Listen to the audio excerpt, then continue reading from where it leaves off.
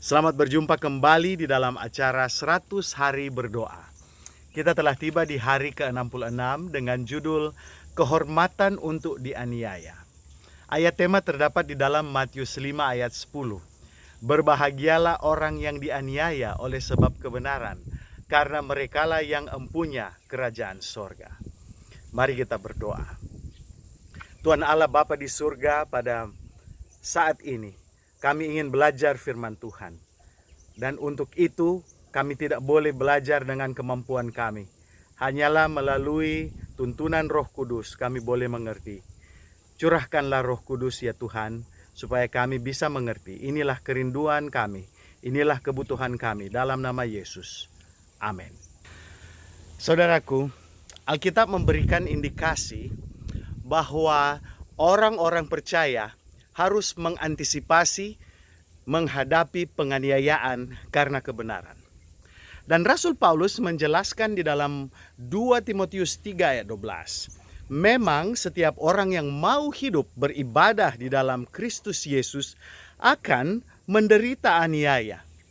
Dan penganiayaan itu bisa dalam bentuk kesusahan, penindasan, ejekan, cemooh yang diutarakan kepada pengikut Kristus.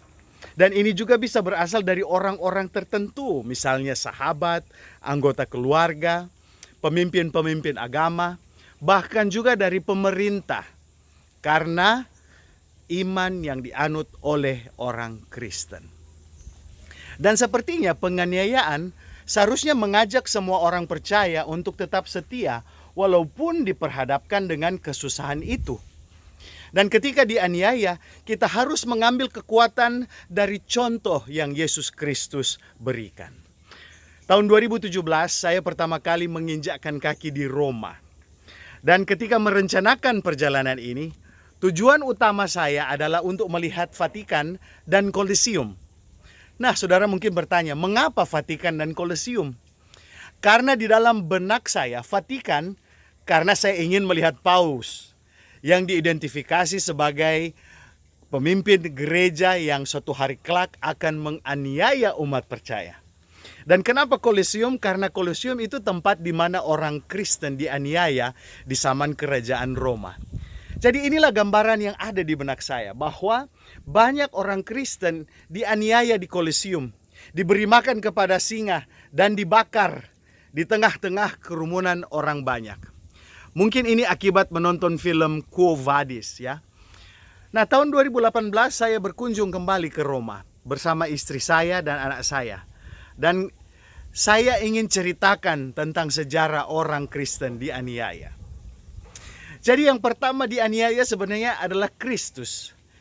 Karena ketika dia ditanya di pengadilan, apakah engkau Mesias, anak dari yang terpuji? Yesus menjawab, ya, akulah dia. Maka dimulailah proses penganiayaan sampai akhirnya kematian Yesus di kayu salib. Dan sesudah kematian Yesus, murid-murid Yesus kemudian menjadi rasul-rasul. Mereka semua tercatat dianiaya satu demi satu. 11 dari ke-12 murid Yesus, mereka mati karena mereka percaya akan kematian dan kebangkitan Yesus. Misalnya, Stefanus dibunuh 1 tahun sesudah kematian Yesus, 34 AD. 10 tahun kemudian, Yakobus anak Zebedeus dan kakak dari Yohanes, ketika Herod Agripa menjadi gubernur Yudea, dia dibunuh. Sekitar tahun 54 AD, Filipus, murid Yesus dari Betsaida di Galilea, dia mati sebagai martir di Heliopolis, Frigia. Dia dicambuk, dia dilempar ke dalam penjara, lalu dia disalibkan. Bahkan si Matius, pemungut cukai dari Nazaret, sementara berkhotbah di Ethiopia, dia mati sebagai martir dengan dihembuskan pedang. Yakobus, saudara Yesus, dia memimpin gereja di Yerusalem ketika berumur 94 tahun. Dia dipukul, dilempari batu, dan akhirnya dipukul dengan kayu besar kepalanya sampai otaknya bertaburan. Matias yang mengganti posisi Yudas, dia dilempari batu di Yerusalem, kemudian dipancung. Markus yang menjadi Kristen oleh Petrus. Dia kemudian menulis kesaksian Petrus tentang Yesus dalam Injil Markus. Dia diseret sampai tercabik-cabik tubuhnya. Dia diseret oleh masyarakat Alexandria di hadapan dewa mereka, dewa Serapis. Petrus dibunuh di Roma. Sejarawan Jerome mengatakan bahwa Petrus mati digantung terbalik sesuai dengan permintaannya. Rasul Paulus dianiaya di zaman Kaisar Nero. Kaisar yang pertama yang memulai penganiayaan karena dia membenci orang Kristen. Dan sekitar tahun 72 AD, Yudas saudara dari Yakobus yang biasa dipanggil Tadius, dia disalib di Edesa. Bartolomius berkhotbah di beberapa negara dan menerjemahkan Injil Matius ke bahasa India. Dia dipukul dan dia dibunuh oleh penyembah berhala. Thomas juga, dia dibunuh dengan tombak di India oleh imam-imam dewa berhala. Lukas, dia mengikuti perjalanan Paulus ke beberapa negara. Akhirnya dia digantung di Gerika. Barnabas dibunuh di Siprus pada tahun 73 AD. Dan setahun kemudian Simon orang Zelot dibunuh di Mauritania. Sementara dia berkhotbah. Dan akhirnya Yohanes sang kekasih, dia selamat dari penggorengan, tapi akhirnya dia dibuang di Pulau Patmos. Saudaraku, mereka inilah para martir mula-mula. Sekarang kita mengerti kata martir sebagai orang yang mati untuk satu tujuan tertentu. Dan dari bahasa Yunani, martir berarti seorang saksi. Mereka bersaksi bahwa Yesus adalah pola utama mereka. Dan mereka rela mati demi menyaksikan Yesus Juru Selamat. Akan tetapi yang luar biasa adalah walaupun sejarah mencatat semua nama murid Yesus dan rasul-rasul gereja mula-mula dibunuh melalui penganiayaan, gereja Kristus bertumbuh terus. Dan selama beberapa abad pertama, penganiayaan tidak memperhambat pertumbuhan gereja di kerajaan Roma.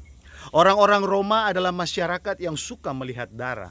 Dan kematian melalui binatang buas, terlebih-lebih singa. Itu merupakan pertunjukan yang selalu dinantikan masyarakat Roma. Konon, orang Kristen dikategorikan sama dengan penjahat kriminal yang biasanya dilempar dengan singa-singa yang lapar. Jadi di era reformasi di sekitar abad ke-16, semua kepercayaan yang di luar ajaran gereja Katolik adalah bid'ah. Bid'ah dianggap kejahatan yang dapat dihukum mati. Jadi ketika Martin Luther memakukan ke-95 dalil di gereja Wittenberg, semua orang mulai mempelajari Alkitab. Dan pada saat itu para reformator mulai mengajarkan mengenai sola scriptura, dasar utama dari reformasi, kemudian sola fide, sola gratia, sola Cristo, dan sola de gloria. Rakyat mulai mengerti akan kebenaran tanpa membutuhkan interpretasi gereja Katolik. Dan banyak yang mati syahid karena mengikuti sola scriptura. Jadi kita kembali kepada ayat yang sudah kita baca tadi. Karena ada beberapa poin yang ingin saya tekankan. Poin yang pertama adalah bahwa kita harus melihat Beatitudes ini atau kebahagiaan ditempatkan di permulaan dari khotbah di atas bukit. Dan ini mempunyai tujuan untuk menekankan betapa pentingnya semua sifat kebahagiaan dalam kehidupan orang Kristen. Ini menunjukkan kepada kita standar etika kerajaan sorga. Sebab Yesus berkata, Baruk, berakah dalam bahasa Ibrani, atau makarios dalam istilah Yunani. Menjadi diberkati berarti seseorang akan menerima materi duniawi. Seorang istri yang baik, banyak anak, panen yang berkelimpahan, kekayaan, kehormatan, akal budi, kecantikan, kesehatan, dan lain-lain.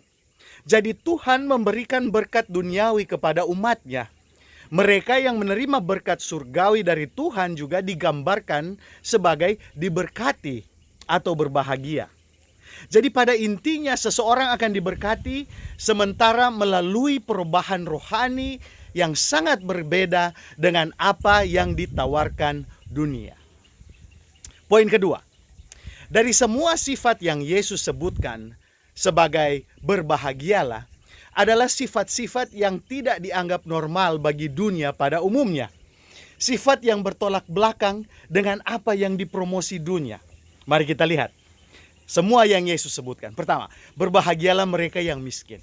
Dunia tidak ingin kemiskinan. Dunia mengajak semua untuk sukses, kerja keras, jadi kaya, jadi berkuasa. Kemudian berbahagialah orang yang lemah lembut. Di dunia ini kalau Anda lemah lembut, Anda tidak pernah akan menaiki tangga kesuksesan. Anda akan dianggap lemah. Orang Manado bilang lome, loyo. Dan bukan ini yang diajarkan dunia. Anda harus keras, tangguh, jiwa yang kokoh. Kemudian Yesus mengajarkan berbahagialah orang yang lapar dan haus akan kebenaran. Saudara, di dunia postmodern, kebenaran harus selalu dibuktikan dengan sains. Kalau jadi kebenaran itu dibuktikan dengan supernatural, berarti itu adalah hal yang relatif, kurang diterima. Jadi kebenaran tentang Kristus dianggap hanya sebagai dongeng belaka. Jadi dunia tidak ajarkan untuk percaya Yesus sebagai sumber kebenaran. Kemudian, berbahagialah orang yang pembawa damai. Oh saudara, membawa damai bagaimana kalau dunia mengajarkan Anda harus melindungi diri sendiri dengan senjata? Bagaimana saudara mau bawa damai? Dunia mengajarkan harus protes kalau tidak diperlakukan dengan benar. Beberapa hari lalu protes di Los Angeles. Apakah itu membawa damai? Demi menuntut pemerintah membuka kembali kesempatan untuk orang kerja. Terjadi kerusuhan, pencurian, penjarahan toko-toko, pengerusakan. Jadi saudara, semua yang Yesus katakan dalam khotbah di atas bukit adalah sifat-sifat yang tidak cocok dengan nilai-nilai duniawi. Karena itu kebencian bisa muncul terhadap pengikut Kristus. Tetapi yang ironis di sini, bahkan mereka yang dianiaya, Yesus menganggap itu suatu keberuntungan. Tapi ada suatu yang penting yang saya rasa kita harus ingat, yaitu penganiayaan ini harus menjadi hasil dari mereka yang hidup dalam kebenaran. Bukan dianiaya karena dia berbuat dosa atau kejahatan. 1 Petrus 3:14 mengingatkan kita, tetapi sekalipun kamu harus menderita juga karena kebenaran, kamu akan berbahagia. Ya, jadi harus menderita karena kebenaran. Yang lebih tragis lagi kalau seorang Kristen menganiaya sesama orang Kristen karena kebenaran katanya. Jadi penganiayaan bisa timbul dari pengertian yang sangat dangkal tentang kepercayaan atau tabiat Kristen. Jadi poin yang ketiga, bahwa kebahagiaan nomor 8 ini berada di paling terakhir dari seri kebahagiaan dan disebutkan di dalam bentuk jamak orang ketiga. Baris kedua dari kebahagiaan ini adalah karena merekalah yang empunya kerajaan sorga, mengulang baris kedua dari kebahagiaan yang pertama dari Matius 5 ayat 3b. Sehingga kita lihat dari ayat 3b dan ayat 10b ini menciptakan inklusio. Nah, apakah inklusio itu? Inklusio itu adalah ketika terjadi bracketing ayat-ayat di Alkitab karena ada frase-frase yang sama. Dan dengan mengidentifikasi ciri-ciri sastra seperti inklusio, ini membantu kita untuk lebih menghargai keindahan sastra firman yang diilhami Allah. Dan membuat kita bisa mengidentifikasi tema-tema penting. Dan dari inklusio ini, kita melihat penekanan Yesus mengenai betapa pentingnya kerajaan Allah. Saudara, ketika saya kecil, sering saya melihat drama-drama yang dilakonkan di acara PA. Bahkan saya juga ikut dalam drama-drama itu sebagai anak, anggota keluarga. Dan drama tentang orang Kristen itu tentang akhir zaman. Jadi ada keluarga yang sementara worship, datang tentara, semua ditahan, ditanya apakah mau tetap ikut Yesus atau tidak. Disuruh injak Alkitab. Dan kalau tidak mau, anggota keluarga dibunuh di hadapannya. Dan begitu banyak skenario yang mengerikan lainnya. penganiayaan kalau tidak mau ikut Yesus. Jadi selama saya bertumbuh dalam pikiran takut. Karena suatu hari kelak saya harus memilih apakah mau ikut Yesus atau tidak, Sabat atau Minggu. Dan konsekuensi yang akan saya derita kalau saya memilih Yesus atau kalau saya memilih Sabat.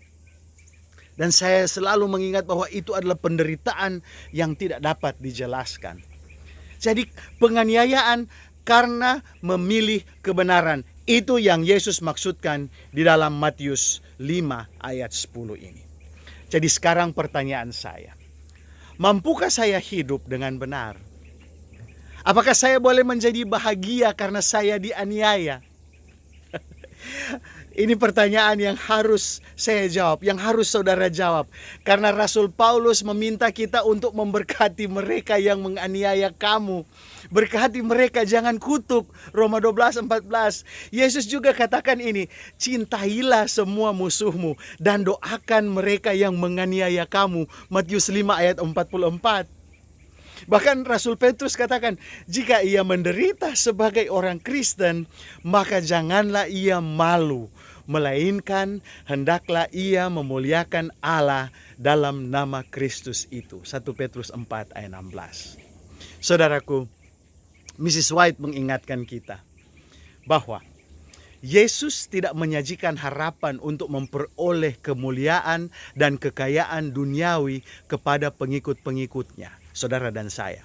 Tetapi Dia menunjukkan kepada mereka tentang kehormatan dengan berjalan bersama Tuhan mereka dalam jalan penyangkalan diri dan celaan, karena dunia tidak mengenal mereka.